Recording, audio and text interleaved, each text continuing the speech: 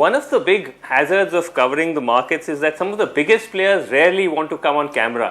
But an honorable exception has always been Rakesh Jhunjhunwala, who's an individual investor, but he's worth as much as a small or a medium-sized corporation. That hasn't prevented him from talking to the media at all. Thanks very much indeed, Rakesh. Thank you for calling me. But it's been what, about 5 or 6 months since we've seen you on TV? How long has it been? Yeah, maybe I think after Diwali it's been 7-8 months, I think. 7-8 months. Why is that? It has nothing to do with the current slightly troubling economic climate, is it? No, actually, Srinivasan, I was wondering, I mean, see, there is nothing new to say every day. Right. Why go and do the same blah, blah, blah?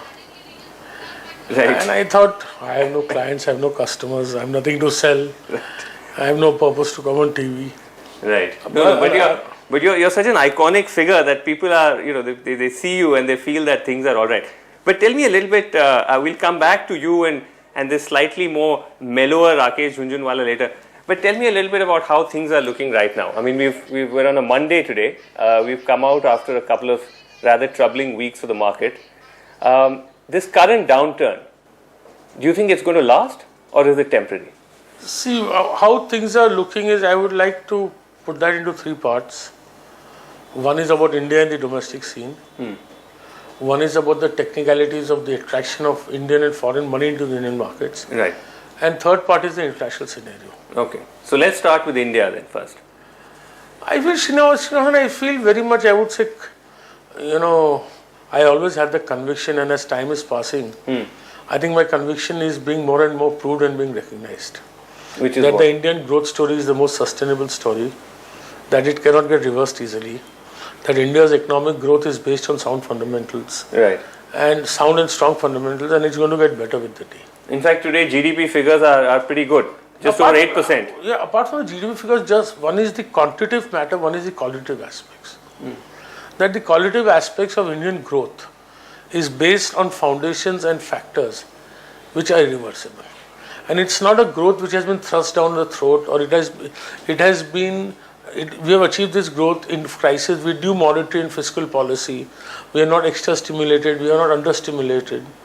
So I think I feel really happy about it. But I think I may say with pride that I was the first real bull on India's economic growth who publicly vocally expressed his thoughts without fear of being wrong. That's right. Right, and I feel very happy. You're bullish even now, even today. I am absolutely bullish. I get more bullish by the day. Because, we have a trading mentality also in us, and the trading mentality tells us that you have an opinion.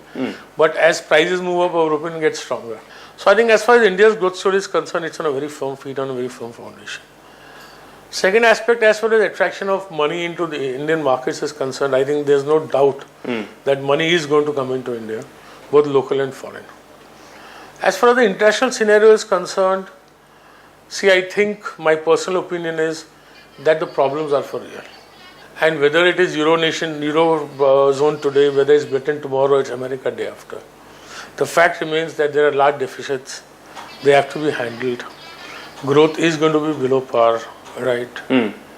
And the silver lining out of this is, I think, the bottom of this economic dip will start once the public accepts and the governments realize that we cannot spend ourselves out to prosperity.